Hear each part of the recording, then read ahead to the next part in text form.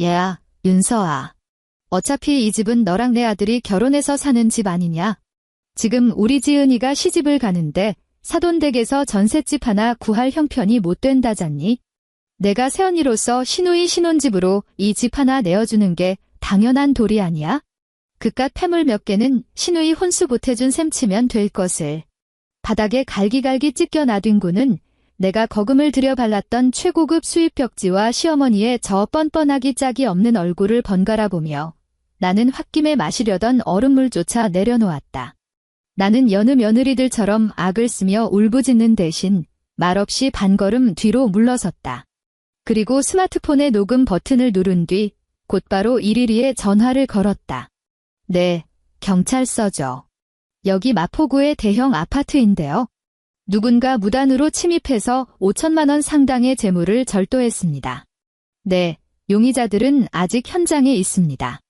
그토록 체면을 중시하신다면 경찰서 유치장에서 원 없이 그 체면을 차리게 해드리리라. 구독 버튼을 누르고 주인공의 통쾌한 반격이 어떻게 시작되는지 함께 지켜봐 주시기 바랍니다. 디지털 도어록에서 날카로운 오연음 경고음이 울려 퍼졌고 눈을 찌를 듯한 붉은 빛이 어두컴컴한 복도에서 미친 듯이 깜빡거렸다. 나는 보름간의 밀라노 출장으로 쌓인 피로가 고스란히 담긴 리모와 캐리어를 끈 채 서울 마포구에 위치한 이 고급 아파트 현관문 앞에 뻣뻣하게 굳어 서 있었다. 복도의 센서등이 켜졌다 꺼지기를 반복하며 나의 지친 그림자를 길게 늘어뜨렸다. 내 검지손가락 끝은 여전히 차가운 터치스크린 위에 허공을 맴돌고 있었고 너무 힘을 준 탓에 손끝이 하얗게 질려 있었다. 비밀번호 56. 그럴 리가 없다. 내 어머니의 생일. 5년 전 내가 이 집을 전액 현금으로 매입하여 등기부등본을 내 손에 쥐었던 그날부터 이 비밀번호는 단 한 번도 바뀐 적이 없었다. 나는 도저히 믿을 수 없어 숨을 깊게 들이마시고는 손등으로 시큰거리는 눈을 꾹꾹 비벼 닦아냈다. 그리고 미세하게 떨리는 손가락을 다시 뻗었다.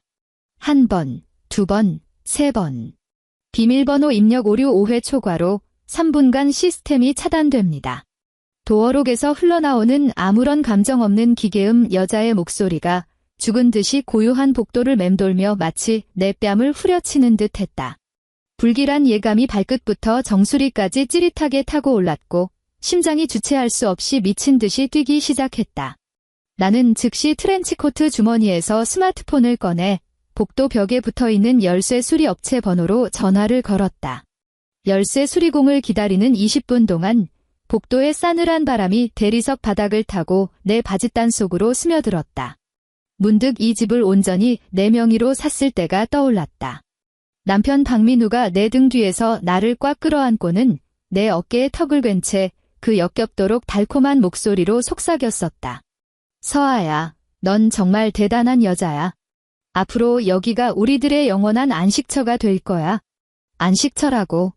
나는 눈앞에 굳게 닫힌 진회색 방화문을 바라보며 입꼬리를 올려 씁쓸하고도 차가운 비소를 흘렸다. 수리공이 무거운 공구함을 들고 도착하자 귀를 찢는 듯한 전동 드릴 소리가 순식간에 복도의 정적을 갈기갈기 찢어놓았다. 쇳가루가 사방으로 튀며 내 하이힐 발등 위로 떨어져 내렸다. 이윽고 둔탁하면서도 날카로운 파열음과 함께 최고 수준의 보안을 자랑한다던 그 방화문이 강제로 열렸다. 문이 열리는 순간 나를 반긴 것은 내가 그토록 익숙해하던 조말론 디퓨저의 우디 향이 아니었다. 코를 찌르는 역겹고 싸구려틱한 화학 페인트 냄새, 거기에 기름에 찌든 튀김 냄새가 뒤섞인 악취였다. 나는 무의식적으로 코와 입을 틀어막고 뻣뻣하게 굳은 다리를 이끌어 현관 안으로 들어섰다. 시선이 거실에 닿는 찰나 내 숨통이 완전히 턱 막혀버렸다.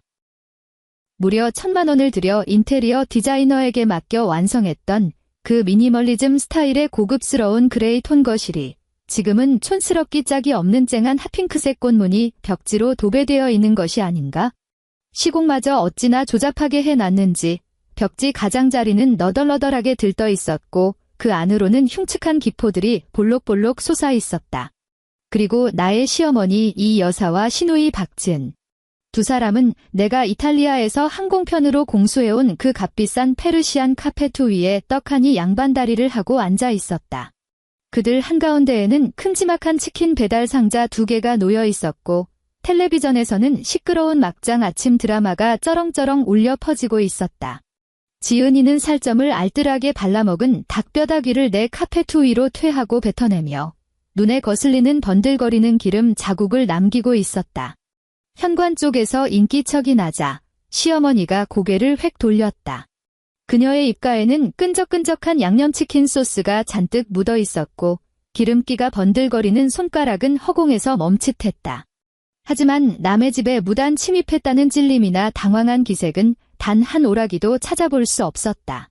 오히려 1초 남짓멍한 표정을 짓더니 이내 그 탁한 눈을 부릅뜨고는 언성을 팍 높여 고래고래 소리를 지르기 시작했다.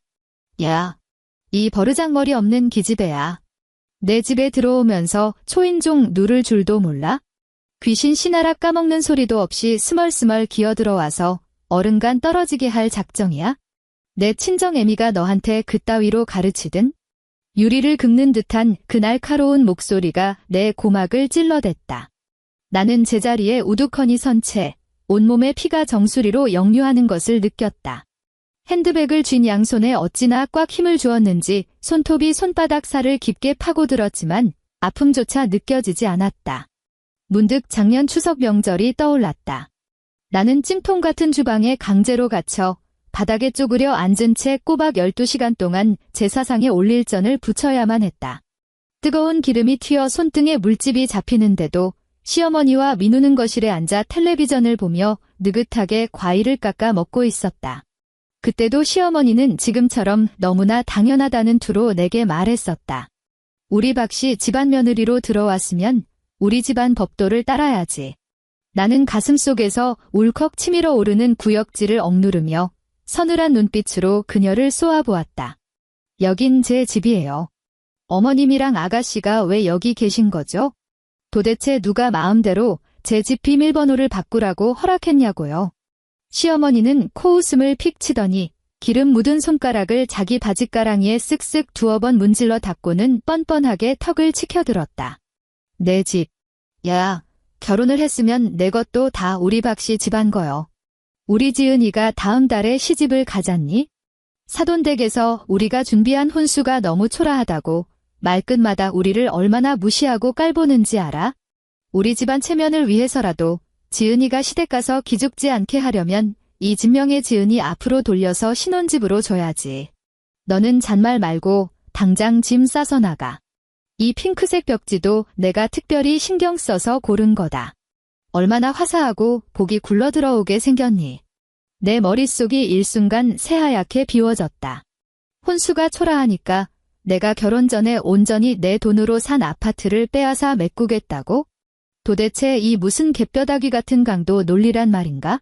나는 끊임없이 나불거리는 시어머니의 악담을 철저히 무시한 채 획 돌아서서 하이힐을 신고 안방을 향해 저벅저벅 걸어갔다.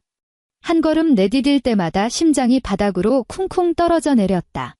안방 문을 벌컥 여는 순간 눈앞에 펼쳐진 광경에 내 동공이 미친 듯이 요동쳤다. 내 드레스룸은 마치 토네이도가 휩쓸고 지나간 것 같았다. 평소 아까워서 입지도 못하던 최고급 맞춤 정장들이 함부로 뜯겨져 바닥에 널브러져 있었다. 하지만 그런 옷가지 따위에 신경 쓸 겨를이 없었다. 내 시선은 옷장 가장 깊숙한 곳에 있는 빌트인 금고에 콱 박혀버렸다. 금고의 두꺼운 철문은 바깥으로 흉하게 휘어져 있었고 가장자리에는 쇠지렛대로 무식하게 찍어 누른 끔찍한 흠집들이 가득했다. 텅 비어 있었다. 그 안에는 다음 주 회사에서 가장 중요한 VIP 고객에게 선보일 예정이었던 무려 5천만 원 상당의 리미티드 에디션 하이엔드 주얼리가 들어있었다. 그것이 감쪽같이 사라진 것이다. 그 순간 주변의 공기가 싹 다 빨려나가는 듯한 질식감이 덮쳐왔다. 식은땀이 순식간에 등 뒤에 실크 셔츠를 흠뻑 적셨고 강렬한 현기증이 밀려와 나는 문틀을 죽어라 부여잡고서야 간신히 쓰러지는 것을 면할 수 있었다. 그것은 명백한 회사의 자산이었다. 만약 되찾지 못한다면 나는 업계에서 매장당하는 것은 물론이고 천문학적인 배상금과 징역형을 면치 못할 터였다. 나는 벽을 짚고 비틀거리며 안방을 빠져나왔다.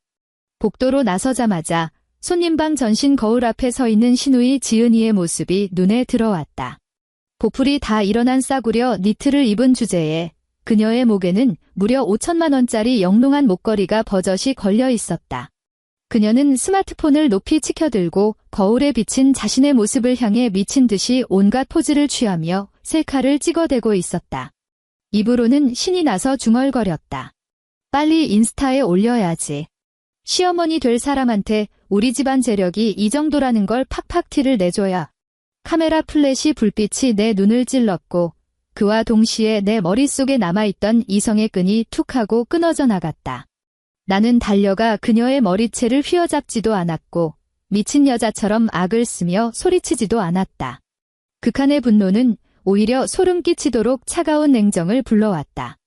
나는 복도의 짙은 그림자 속에 선 채 아무런 표정 없이 주머니에서 스마트폰을 꺼내 3개의 숫자를 꾹꾹 눌렀다. 1, 1, 2. 전화가 연결되는 순간 내 목소리는 얼음장처럼 차가웠고 어떠한 감정의 동요도 없었다. 여기 서울 마포구입니다. 주거 침입 및 절도 사건이고요. 금고가 무력으로 파손되었고 도난당한 물품의 가액은 5천만 원에 달합니다. 네, 용의자들은 지금 현장에 있습니다. 내 목소리를 들은 지은이는 스마트폰을 쥔 손을 덜덜 떨며 고개를 돌려 믿을 수 없다는 듯 나를 쳐다보았다. 거실에 있던 시어머니는 꼬리를 밟힌 고양이 마냥 펄쩍 뛰어오르더니 신발도 신지 못한 채 맨발로 카페트를 밟고 내게 돌진해왔다. 너 미쳤어. 감히 시누이를 경찰에 신고해? 이 도끼 품은 년아, 당장 그 전화 끊지 못해. 나는 발악하며 덤벼드는 그녀의 꼴을 서늘하게 내려다보며 그대로 종료 버튼을 누르고 스마트폰을 손에 꽉 쥐었다. 10분도 채 지나지 않아 아래층에서 요란한 경찰차 사이렌 소리가 울려 퍼졌다.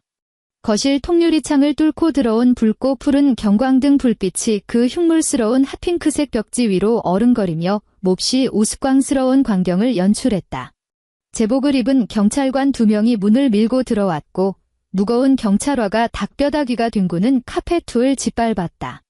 복도 밖으로는 이웃집 현관문들이 빼꼼히 열렸고 수많은 눈동자가 어둠 속에서 이쪽을 훔쳐보며 웅성거리는 소리가 들려왔다. 아이고, 저 집 시어머니 또 진상 부리네. 쯧쯧, 하여간 며느리만 불쌍하지. 경찰까지 출동한 거 보니 이번엔 단단히 큰일이 났나 보네. 경찰관은 난장판이 된 현장을 한 바퀴 쓱 둘러보더니 마지막으로 내게 시선을 고정했다. 신고자 분이십니까? 내가 입을 떼기도 전에 시어머니가 득달같이 달려들어 젊은 경찰관의 팔뚝을 덥석 부여잡았다. 그리고는 한국 사회에서 흔히 통용되는 그 알량한 나이 타령을 능수능란하게 시전하기 시작했다. 아이고, 경찰 양반. 오해가 있어요. 이거 다 오해라니까요. 내가 이 집 시어미고 쟤는 내 친딸이에요. 아니, 가족끼리 물건 좀 구경한다고 가져간 게 무슨 도둑질이야? 그게 말이 돼요? 우리 며느리가 평소에 정신이 좀 오락가락해서 별것도 아닌 일에 이렇게 호들갑을 떤답니다. 경찰 양반들 헛걸음하게 해서 미안해서 어째. 경찰관은 미간을 찌푸리며 시어머니의 손을 뿌리치려 애썼고 이내 고개를 돌려 나를 쳐다보았다. 나는 숨을 깊게 들이마시고 스마트폰 화면을 켰다. 첫째, 나는 스마트폰에 저장해둔 등기부등본 스캔본을 띄워 경찰관의 눈앞에 들이밀었다. 이 아파트의 명의자는 오직 저 윤서아 단 한 사람뿐입니다. 제 남편 박민우의 지분은 단 1%도 없습니다. 그러니 이곳은 저 사람들의 집이 아닙니다. 화면 속 이름을 확인한 경찰관의 얼굴이 단숨에 굳어졌다. 둘째, 나는 화면을 스와이프하여 해당 목걸이의 수입 신고 필증과 브랜드 본사에서 발급한 대여 증명서를 띄웠다. 저기 박지은 씨 목에 걸려있는 목걸이는 제 개인 소유가 아닌 회사의 자산이며 그 가치는 5천만 원입니다. 저 여자는 무력으로 파손된 제 금고 안에서 저것을 훔쳐갔습니다. 지은이는 사시나무 떨듯 온몸을 바들바들 떨며 무의식적으로 목걸이를 풀려고 손을 뻗었다. 하지만 손떨림이 너무 심한 나머지 도무지 잠금 장치를 풀지 못하고 허둥댔다. 셋째, 나는 숨긴 폴더에 있는 앱을 실행했다. 그것은 현관문 외장형 도어 뷰어에 몰래 설치해둔 초소형 카메라의 클라우드 녹화 영상이었다. 화면에는 3시간 전 시어머니가 캡모자를 푹 눌러 쓴 낯선 남자와 함께 전문 공구를 동원해 내 도어록을 강제로 부수는 장면이 아주 선명하게 담겨 있었다. 이는 타인을 고용하여 보안시설을 무력으로 파손하고 타인의 주거에 무단 침입한 특수재물 손괴 및 주거침입죄에 해당합니다. 내 목소리는 적막한 거실에 묵직하게 울려 퍼졌고 내뱉는 단어 하나하나가 망치가 되어 그들의 낯짝을 사정없이 후려쳤다. 경찰관들의 표정이 완전히 싸늘하게 돌변했다. 이것은 더 이상 흔해 빠진 고부 갈등이 아니었다. 빼도 박도 못할 명백한 증거가 존재하는 형사사건이었다. 경찰관들은 신속하게 다가가 아직도 변명을 늘어놓으려는 시어머니를 단숨에 제압했고 다른 한 명은 지은이에게 다가갔다. 차가운 금속 수갑이 부딪히며 내는 철컹하는 쇳소리가 이 촌극 같은 핑크빛 거실에서 유난히 날카롭게 울려 퍼졌다. 차가운 수갑이 손목을 올가매는 순간 지은이는 완전히 혼비백산했다. 그녀는 바닥에 털썩 주저앉아 체면이고 뭐고 다 내던진 채 짐승처럼 통곡하기 시작했다. 엄마, 사람 살려. 나 다음 달에 시집가야 된단 말이야. 수갑 차면 절대 안 돼. 새언니, 내가 잘못했어. 제발 한 번만 용서해줘. 시어머니는 미친 듯이 발악을 해댔고 단정하게 틀어올렸던 머리가 산발이 되어 영락없는 미친년 꼴이었다. 애원해봐야 소용이 없다는 것을 깨달은 그녀는 갑자기 발작하듯 허리를 굽혀 싸구려 인조 가죽 냄새가 진동하는 단화를 벗어 들더니 온 힘을 다해 내 쪽으로 집어 던졌다. 이 독사 같은 년. 우리 박씨 집안에 어쩌다 너 같은 재수 없는 년이 굴러들어와서. 넌 천벌을 받을 거야. 우리 민우가 널 절대 가만두지 않을 거야. 신발은 휙 하는 바람 소리를 내며 내 어깨를 스쳐 지나갔고 내 등 뒤에 벽에 강하게 처박히며 그 새하얀, 아니 새로 바른 핫핑크색 벽지 위에 시커멓고 더러운 자국을 남겼다. 나는 피하지 않았다. 그저 그들이 경찰에게 질질 끌려 문 밖으로 압송되는 꼴을 고요하게 지켜보았을 뿐이다. 복도의 이웃 주민들은 그 꼴을 보며 일제히 헉하고 숨을 들이켰고 손가락질하며 쑥덕거리는 소리는 더욱 커졌다. 나는 고개를 돌려 문밖에서 줄곧 사시나무 떨듯 서 있던 열쇠 수리공을 바라보았다. 내 목소리는 스스로가 생각하기에도 소름 돋을 만큼 평온했다. 기사님, 지금 당장 도어록 새 걸로 교체해주세요. 최고급 지문 인식 모델로요. 제 지문이 아니면 그 어떤 인간도 절대 열 수 없는 걸로 달아주세요. 전동 드릴 소리가 다시금 울려 퍼졌고 아래층에서 멀어져가는 경찰차의 사이렌 소리를 완전히 집어삼켰다. 2시간 후 서울 마포경찰서. 창백한 형광등 불빛이 차가운 시멘트 바닥을 비추고 있었고 공기 중에는 싸구려 믹스 커피 냄새와 쉰내 나는 땀 냄새가 뒤섞인 탁한 기운이 맴돌았다. 나는 피해자 대기석의 플라스틱 긴 의자에 앉아 깍지 낀 두 손을 무릎 위에 올려두었다. 손끝이 얼음장처럼 찼다. 경찰서의 육중한 유리문이 벌컥 열렸다. 내 남편, 박민우가 숨을 헐떡이며 뛰어들어왔다. 그의 넥타이는 삐뚤어져 있었고 이마에는 송글송글 땀방울이 맺혀 있었다. 회사에서부터 미친 듯이 달려온 게 분명했다. 하지만 그가 뛰어들어오자마자 한 첫 번째 행동은 나를 향해 다가오는 것도 내가 다치지는 않았는지 묻는 것도 아니었다. 심지어 나를 쳐다보지도 않았다. 그의 시선은 나를 훌쩍 뛰어넘어 취조실 안에서 수갑을 차고 있는 자기 엄마에게 콱 박혀 있었다. 그는 획 고개를 돌리더니 단숨에 내 앞까지 씩씩거리며 다가왔다. 나는 그가 쥐꼬리만큼의 죄책감이라도 느낄 줄 알았다. 하지만 그의 입에서 튀어나온 첫 마디는 마치 한겨울의 얼음물처럼 내 정수리부터 발끝까지 뼛속 깊이 얼어붙게 만들었다. 윤서아, 너 미쳤어. 그의 입에서 튄 침방울이 내 얼굴에 닿을 지경이었고 이목구비는 분노로 흉측하게 일그러져 있었다. 우리 엄마야. 내 친동생이라고. 내가 감히 경찰에 신고해서 잡아넣어? 지은이 다음 달에 결혼하는 거 몰라? 우리 엄마한테 전과라도 생기면 나더러 앞으로 친척들 얼굴을 어떻게 보라고. 당장 경찰한테 가서 오해였다고 말하고 합의서에 도장 찍어. 당장. 지금 당장. 나는 눈앞에 선 이 남자를 평생을 함께할 수 있을 거라 믿었던 이 얼굴을 멍하니 바라보았다. 문득 이 인간이 한없이 낯설게 느껴졌다. 연애 시절 그는 입버릇처럼 이렇게 말하곤 했다. 우리 엄마가 나 키우느라 고생 많이 하셨어. 내가 좀 많이 이해해줘. 그 시절에 나는 그것이 지극한 효심인 줄만 알았다. 하지만 이제야 뼈저리게 깨달았다. 그것은 마마보이가 모든 책임을 아내에게 떠넘기기 위해 짓거리는 뻔뻔하고도 역겨운 변명에 불과했다는 것을. 바로 그때 코트 주머니에 들어있던 스마트폰이 짧게 진동했다. 내 개인 변호사가 보낸 메시지였다. 민우를 기다리는 2시간 동안 나는 결코 가만히 앉아만 있지 않았다. 변호사에게 지시해 박민우의 최근 재무 상태를 샅샅이 뒤지게 했던 것이다. 나는 화면을 밀어 잠금을 해제하고 방금 전송된 PDF 파일을 열었다. 화면에 뜬 활자들을 읽어 내려가자 나도 모르게 입꼬리가 파르르 떨렸다.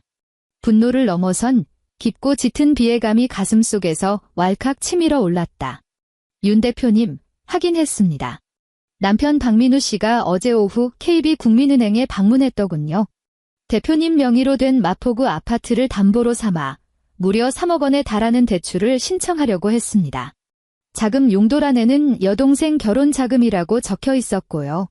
하지만 등기부상 명의자가 대표님 단독으로 되어 있어서 남편분이 대표님의 서명을 위조하려다 들통나는 바람에 은행에서 대출이 거절당했습니다. 서명 위조, 담보대출, 지 여동생 혼수 자금 마련. 아, 그랬구나.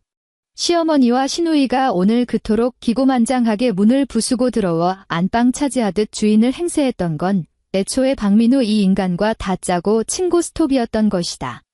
이 인간들 일가족은 굶주린 거머리 떼처럼 내 몸에 철썩 달라붙어 내 피와 살을 탐욕스럽게 빨아먹고 있었던 거다. 내가 스마트폰만 뚫어지게 쳐다보며 아무 말이 없자 민우는 내가 찔려서 기가 죽은 줄 알았는지 한층 더 악랄한 목소리로 그 특유의 가스라이팅을 시작했다. 윤서아, 너 돈 몇 푼 번다고 우리 집안에서 유세 떨고 갑질할 생각 마. 여자가 돈 많이 벌면 뭐해?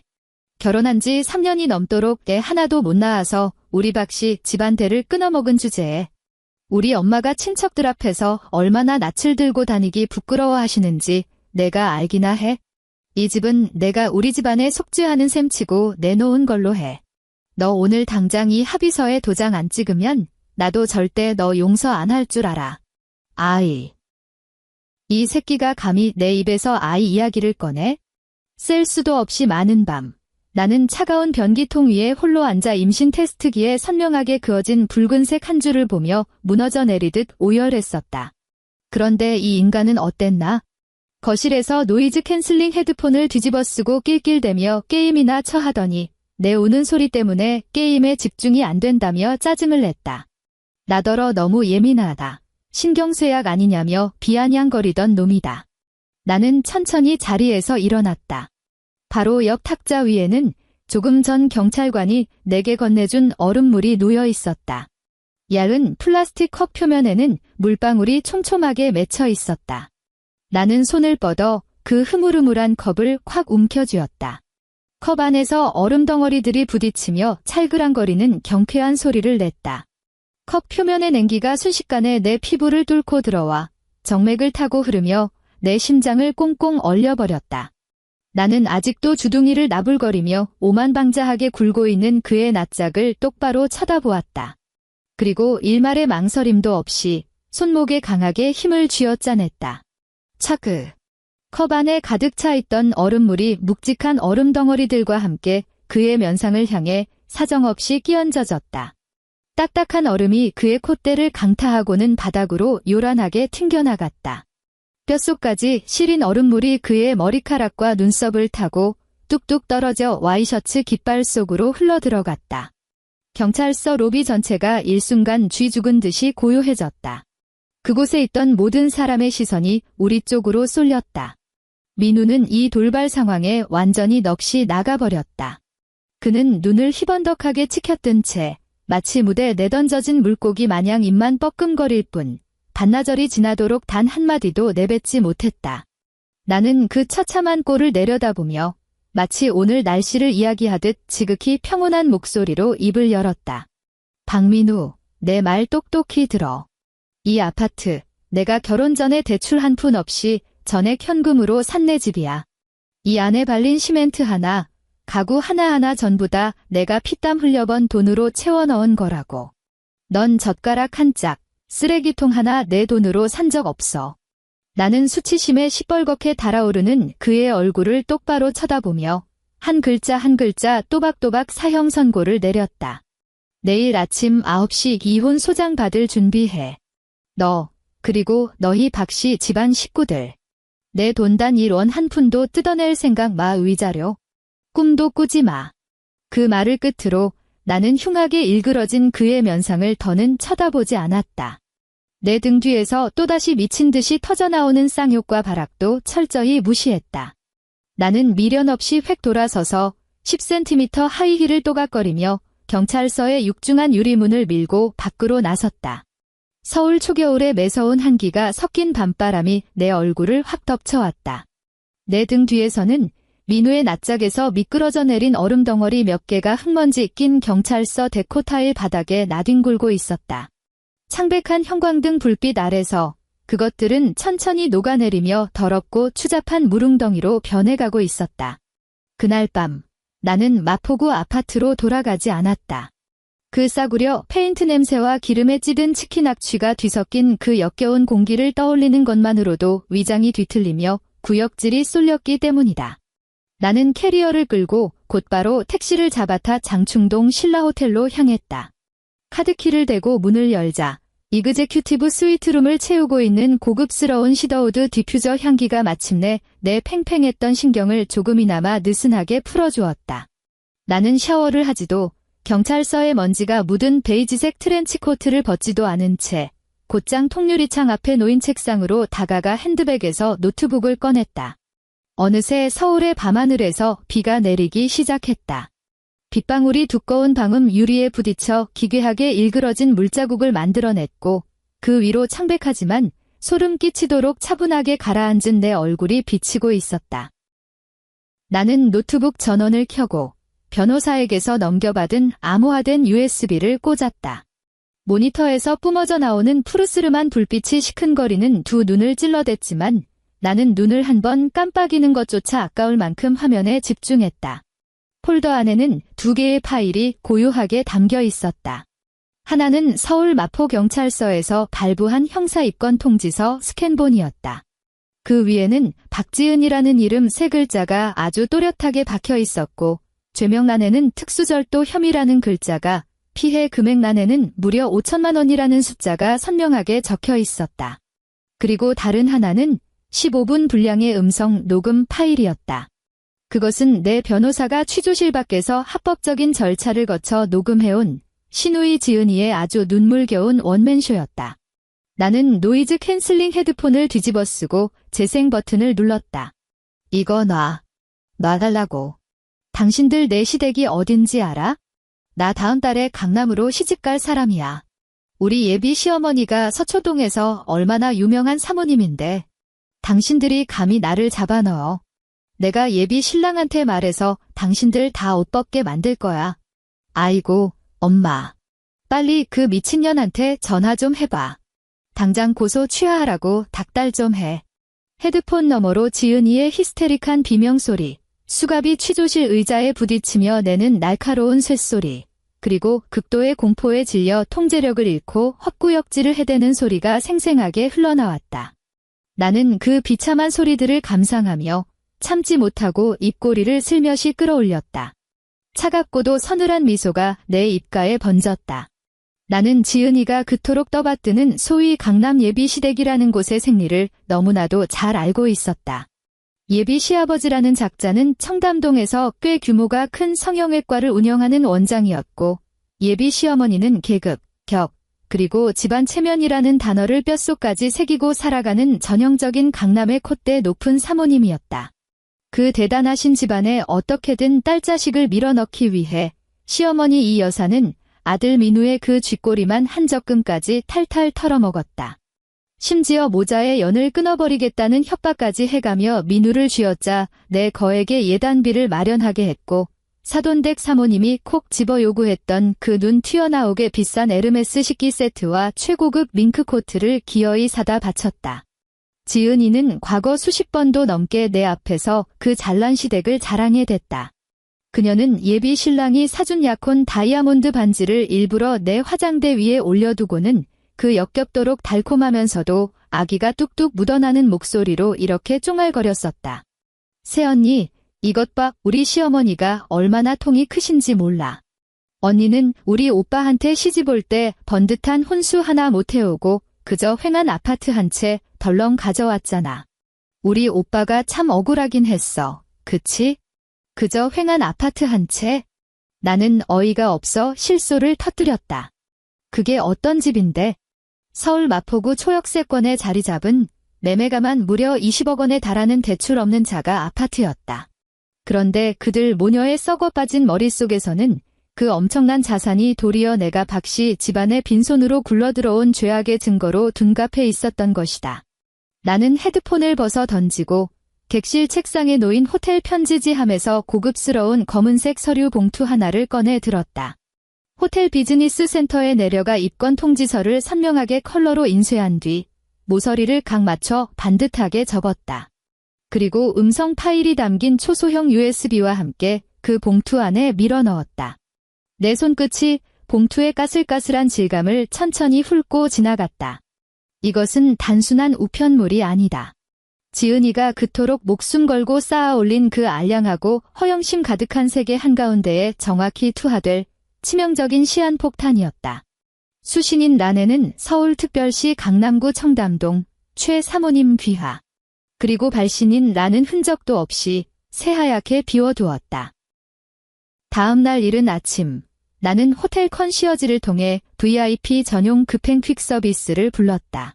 제복을 깔끔하게 차려입은 기사님이 그 검은 봉투를 방수 가방 안에 조심스레 집어넣고 엘리베이터에 오르는 뒷모습을 지켜보며 나는 책상 위에 완전히 식어버린 블랙커피 잔을 집어들었다. 그리고 고개를 젖혀 단숨에 들이켰다. 지독하게 쓴 액체가 식도를 타고 꿀꺽꿀꺽 넘어갔고 기적처럼 밤새 뒤틀리던 위장의 통증이 싹 가라앉는 기분이었다. 폭탄의 피는 뽑혔고 투하는 끝났다. 이제 남은 건 그 화려한 폭발음을 감상하는 것뿐이었다. 그리고 그 폭발음은 내 예상보다 훨씬 더 빠르고 고막이 찢어질 듯 요란하게 들려왔다. 정확히 3일 뒤 오후였다. 나는 서초동 변호사 사무실에 푹신한 가죽 소파에 앉아 이혼 소송에 첨부할 재산 분할 청구 목록을 꼼꼼히 검토하고 있었다. 그때 탁자 위에 올려둔 내 스마트폰이 발작하듯 미친 듯이 진동하기 시작했다. 화면에는 이름도 저장되지 않은 낯선 번호가 번쩍거리고 있었지만 나는 뒷자리를 보자마자 단번에 알아차렸다. 지은이의 번호였다. 나는 손가락 하나 까딱하지 않고 전화가 저절로 끊어질 때까지 그 요란한 진동을 가만히 지켜보기만 했다. 끊어지기가 무섭게 두 번째, 그리고 세 번째 전화가 미친 듯이 걸려왔다. 기어이 다섯 번째 전화가 울렸을 때 나는 그제야 여유롭게 탁자 위에 얼음물을 한 모금 축인 뒤 통화 버튼과 스피커폰 버튼을 동시에 눌렀다. 윤서아, 이 미친년아, 너 도대체 무슨 짓을 꾸민 거야? 기어이 나를 말려 죽여야 속이 시원해? 전화가 연결되자마자 지은이의 처절한 비명소리가 스피커를 뚫고 나와 넓은 변호사 사무실 전체에 쩌렁쩌렁 울려 퍼졌다. 그녀의 목소리는 형편없이 쉬어 갈라져 있었고 숨이 넘어갈 듯한 울음과 짐승 같은 거친 쇳소리가 뒤섞여 있었다.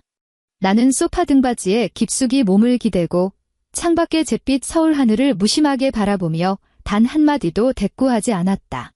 우리 시어머니 아니, 그 최 사모가 그 우편물 받았단 말이야. 그 여자가 식구들 다 모인 자리에서 그 녹음 파일을 쩌렁쩌렁 틀어버렸다고. 우리가 보낸 예단들 대문 밖으로 싹 다 내동댕이 치면서 나더러 전과자 도둑년이래. 우리 박씨 집안 보고 하수구에서 기어 나온 쥐새끼들이래. 파혼당했어. 파혼당했다고. 그쪽에서 준 꾸민비랑 호텔 예식장 위약금까지 싹 다 2배로 토해내래. 그게 무려 3억 원이야. 3억. 윤서아, 이 악마 같은 년아. 넌 천벌 받을 거야. 확 대져버려. 대지라고. 우당탕탕 무언가 박살나는 요란한 파열음과 함께 전화기 너머로 시어머니 이 여사가 바닥을 치며 통곡하는 소리가 들려왔다. 아이고, 하늘도 무심하시지. 나 안 살아. 내 딸 인생을 저 독사 같은 년이 다 망쳐놨어. 아이고, 분통 터져. 민우야. 내가 당장 쫓아가서 전현 목이라도 졸라 죽여버려. 나는 이 저급한 막장 드라마를 실시간으로 감상하면서도 내 안에서는 그 어떤 동요도 일지 않았다. 알량한 동정심도 복수 후의 짜릿한 쾌감도 없었다.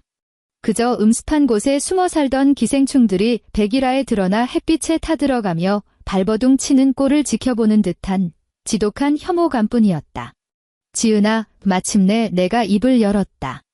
내 목소리는 길 가다 마주친 이웃에게 인사를 건네듯 한없이 나긋나긋했다. 내 금고 부수고 그 5천만 원짜리 목걸이 목에 걸고 신나게 셀카 찍어댈 때 이 정도는 각오했어야지.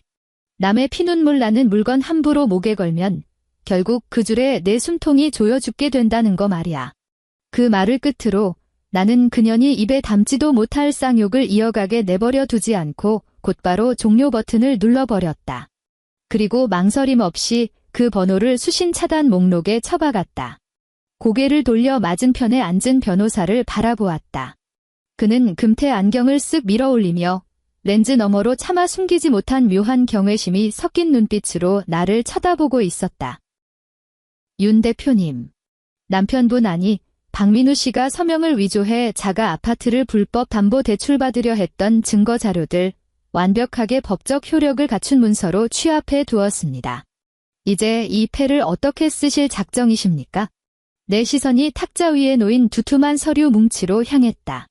맨 위에 얹힌 종이에는 민우가 KB국민은행 대출 창구 앞에 쭈그려 앉아 눈치를 보며 대출 신청서에 내 글씨체를 어설프게 흉내내어 서명하고 있는 CCTV 캡처 화면이 선명하게 인쇄되어 있었다. 문득 민우가 매일 아침 전신 거울 앞에 서서 그 싸구려 실크 넥타이를 매만지며 오만방자하게 짓거리던 헛소리가 떠올랐다. 서아야. 나 광화문 대기업 본사 출근하는 몸이야? 이번 인사고가 끝나면 바로 팀장 승진이라고. 너도 밖으로만 나돌지 말고 집안일 좀 신경 써. 여자가 밖에서 돈 몇 푼 더 번다고 나대봤자 번듯한 직장 다니는 남편 없으면 사람들한테 뒤에서 다 무시당하고 비웃음 사는 거야. 알아? 번듯한 대기업 남편이라. 나는 그 서류 뭉치를 집어들었다. 손가락에 살짝 힘을 주자 빳빳한 종이들이 바스락거리며 서늘한 소리를 냈다. 이 증거 자료들, 그리고 아내의 혼전 특유재산을 불법으로 횡령하려 한 혐의가 적힌 고소장 부본까지 싹 다 고화질 PDF로 스캔해 주세요. 나는 변호사의 눈을 똑바로 응시하며 한 글자씩 또박또박 지시했다. 그런 다음 사내 익명 제보 시스템을 통해서 그 회사 인사팀장, 윤리경영위원회, 그리고 그 인간 직속 본부장 이메일로 일제히 꽂아버리세요. 상명하복이 뚜렷하고 직원들의 대외적인 품위와 평판에 목숨을 거는 보수적인 한국의 대기업에서 승진 심사를 앞둔 예비팀장이 아내의 재산을 사기치려다 발각되고 애미와 여동생은 특수절도 전과자로 철창 신세를 졌다는 치명적인 스캔들이 터진다면 그 인간의 말로가 어떻게 될지는 안 봐도 비디오였다. 굳이 내일 아침 해가 뜰 때까지 기다릴 필요도 없었다. 당장 오늘 오후 광화문 한복판에 우뚝 솟은 그 으리으리한 본사 사옥 안에서는 박민우의 숨통을 완벽하게 끊어놓을 피바람이 몰아칠 것이 분명했다. 내 예상은 한치도 빗나가지 않았다. 당일 해가 질 무렵 민우에게서 문자 메시지 한 통이 날아왔다. 평소 나를 내려다보며 훈계하던 그 오만함도 경찰서에서 방방 뛰며 악을 쓰던 광기도 온데간데 없었다. 액정 화면에 뜬 짧은 문장 하나. 나는 화면 너머로 사시나무 떨듯 덜덜 떨리는 그의 손가락이 훤히 보이는 듯 했다. 서아야.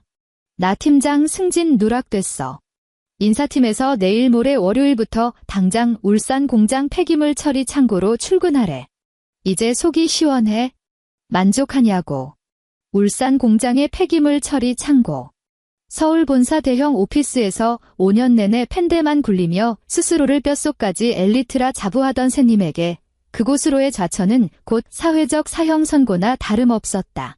스스로 사표를 쓰고 꺼지라는 회사의 무언의 압박인 것이다. 나는 아무런 답장도 하지 않은 채 그 비참한 문자 내역을 캡처하여 증거자료라는 이름의 폴더에 고이 저장했다. 이 모든 건 그저 입맛을 돋우는 에피타이저에 불과했다. 진짜 피 말리는 심판은 이혼 소송 첫 변론 기일의 판사의 판사봉이 내려쳐지는 그 순간부터 본격적으로 막을 올릴 터였다. 그로부터 3개월 후 양재동 서울가정법원. 차가운 겨울 햇살이 법원 복도에 높고 좁은 창문을 뚫고 들어왔지만 공기 중에 짓눌려 있는 그 숨막히는 중압감은 결코 걷어내지 못했다. 나는 몸에 딱 떨어지게 재단된 최고급 블랙 수트를 차려입고 먼지 한 톨 묻지 않은 매끈한 하이힐을 또각거리며 법정의 무거운 나무 문을 밀고 들어섰다. 피고석에 앉아있는 박민우는 마치 하룻밤새 10년은 늙어버린 듯한 꼴이었다. 매일 아침 왁스를 발라 정성껏 세우고 다니던 머리카락은 잡초처럼 두피에 푹 죽어 눌러붙어 있었고 퀭하게 파인 눈두덩이 아래로는 핏발이 가득 서 있었다. 구김살이 잔뜩 깐 칙칙한 쥐색 코트를 걸친 채 의자에 구부정하게 웅크린 그의 몸에서는 빛 한 줌 들지 않는 반지하의 퀴퀴한 곰팡내 같은 것이 풍기는 듯했다. 방청석 구석에는 시어머니 이 여사와 시누이 지은이가 커다란 마스크를 쓰고 캡모자를 푹 눌러 쓴 채 마치 잔뜩 겁먹은 쥐새끼들처럼 바들바들 떨며 웅크리고 앉아 있었다. 절도 피해 금액이 워낙 막대했던 데다 피해자인 내가 합의나 선처를 완강하게 거부했기 때문에 형사재판은 이미 한 달 전에 끝이 났다. 주동자인 시어머니 이 여사는 징역 1년에 집행유예 2년, 그리고 막대한 액수의 벌금형을 선고받았다.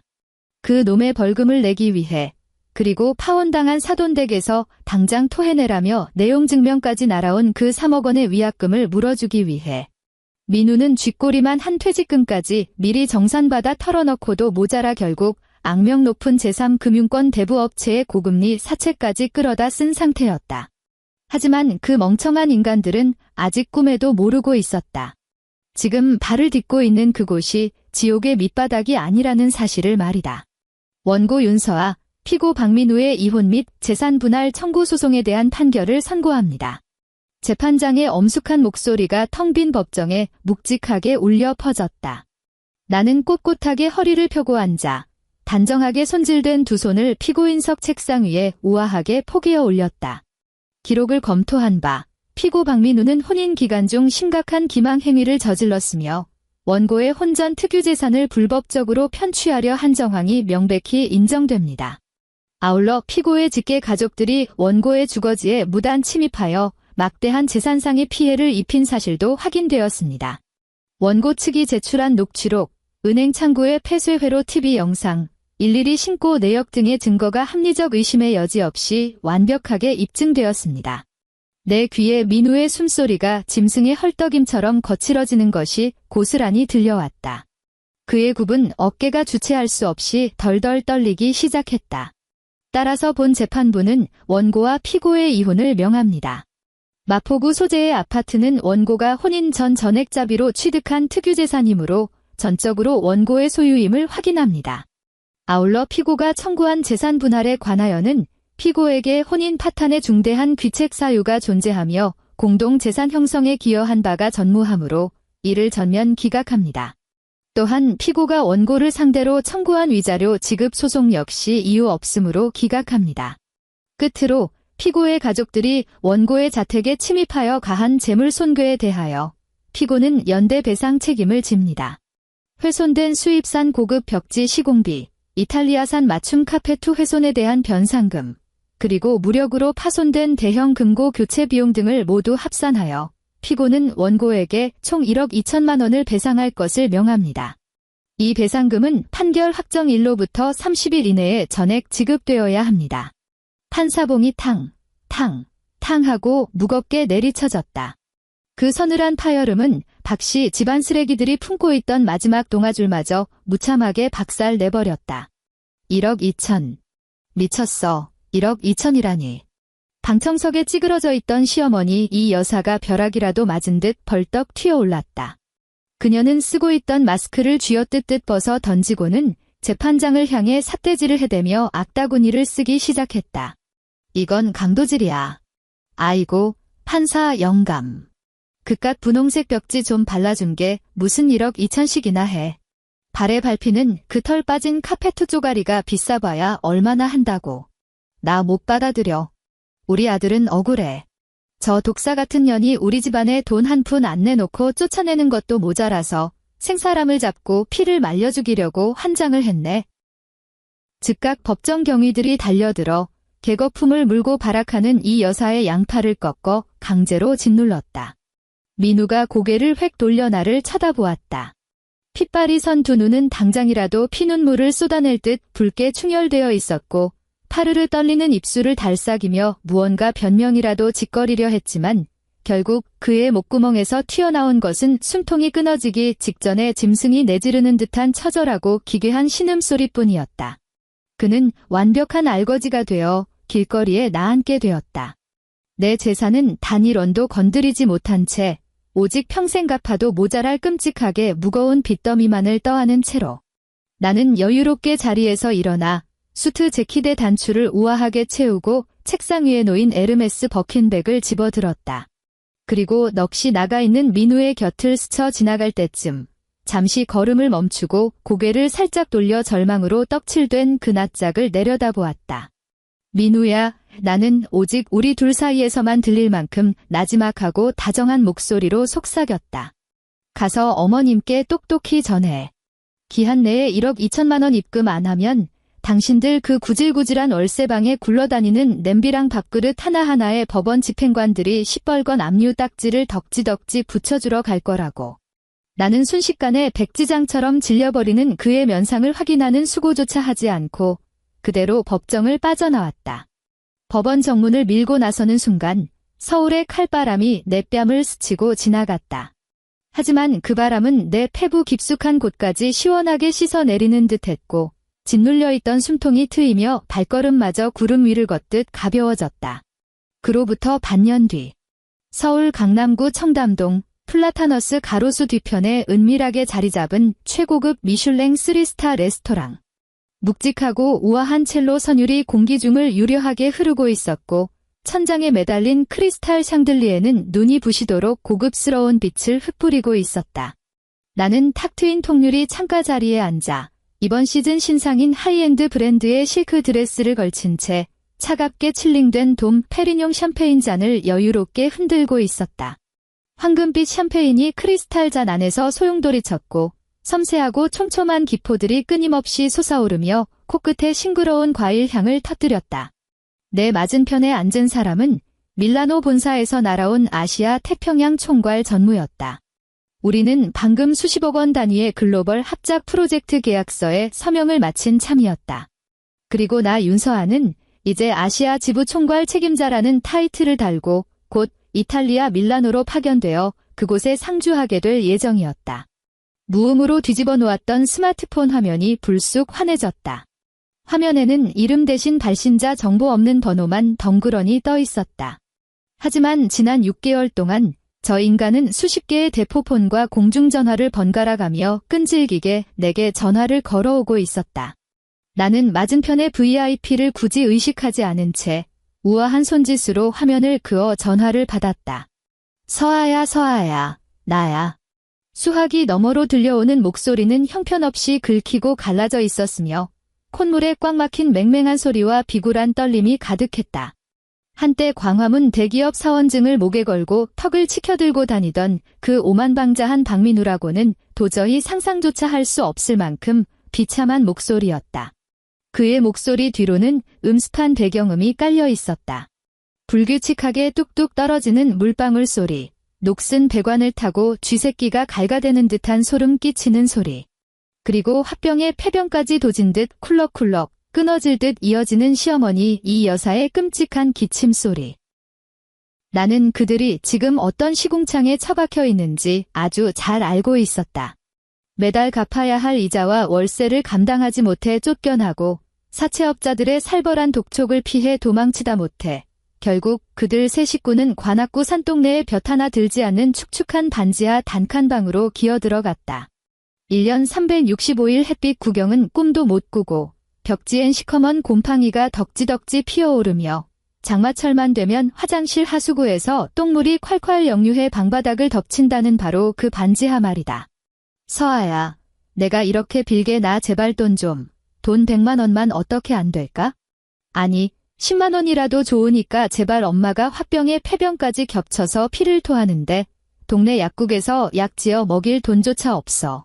지은이는 편의점 알바 나갔다가 패기 찍은 삼각김밥 몰래 훔쳐 먹은 거 들켜서 점장한테 쫓겨났어. 나 진짜 이제 죽을 것 같아. 살려줘, 서아야. 기어이 그의 목소리에 찌질한 울음이 터져나왔다. 나는 액정 화면 너머로 시궁창 냄새가 진동하는 그 반지하 장판 바닥에 엎드려 스마트폰을 붙잡고 손이 발이 되도록 싹싹 빌고 있는 그의 처참한 꼴이 눈앞에 그려지는 듯했다. 서아야, 내가 다 잘못했어. 내가 짐승만도 못한 놈이야? 엄마 말에 휘둘려서 내 아파트 빼돌리려고 했던 거, 내가 진짜 천벌 받을 짓을 했어. 제발 한 번만 용서해주면 안 될까? 우리 다시 합치자. 내가 앞으로 뼈가 부서지도록 일해서 평생 내 발닦개로 살게. 제발. 나는 그 비루한 국어를 조용히 감상하며 입가에 옅고 우아한 미소를 머금었다. 귓가에는 옛날 일들이 스쳐 지나갔다. 내게 삿대질을 해대며 대가 끊겼다느니 재수없는 년이라느니 핏대를 세우던 그의 얼굴, 구두짝을 벗어 던지며 악귀처럼 달려들던 시어머니의 흉측한 낯짝, 그리고 남의 금고를 털어 5천만 원짜리 목걸이를 걸고 거울 앞에서 주적을 떨던 시누이의 그 천박한 꼴까지. 그 모든 것들이 마치 까마득한 전생에 벌어진 삼류 코미디처럼 느껴졌다. 나는 가느다란 샴페인 잔에 스템을 쥐고 들어올려 입술을 축이듯 가볍게 한 모금 머금었다. 얼음장처럼 차가운 황금빛 액체가 식도를 타고 매끄럽게 흘러내렸고 입안에는 기분 좋은 달콤한 잔향만이 감돌았다. 어쩌죠? 전화번호 잘못 거셨습니다. 내 목소리는 봄바람처럼 지극히 다정하고 나긋나긋했지만 그 안에는 절대 녹지 않는 영하의 서늘함이 깃들어 있었다. 수화기 너머의 민우가 짐승의 단말마 같은 비명을 토해내기 직전 나는 액정 위에 빨간색 종료 버튼을 아주 가볍고 우아하게 터치했다. 뚝 하고 통화가 끊긴 스마트폰 화면. 나는 망설임 없이 설정 메뉴로 들어가 그 번호를, 그리고 악취 현란하게 썩어 문드러진 그 지독한 과거의 찌꺼기를 영원한 수신 차단 목록의 가장 깊은 구렁텅이로 던져버렸다. 나는 천천히 고개를 들었다. 무슨 일이냐는 듯 호기심 어린 눈으로 나를 바라보는 밀라노 임원과 시선을 맞추며 나는 손에 쥔 샴페인 잔을 눈높이까지 가볍게 들어 올렸다. 그리고 흠잡을 데 없이 완벽하고 눈부신 미소를 지어 보였다. 건배할까요? 우리의 새롭고 완벽한 출발을 위하여. 통유리창 너머로 내려다 보이는 서울의 밤거리는 수만 개의 보석을 흩뿌려 놓은 듯 찬란하게 반짝이고 있었다. 그리고 내 세상은 마침내 먼지 한 톨 남지 않고 완벽하게 깨끗해졌다.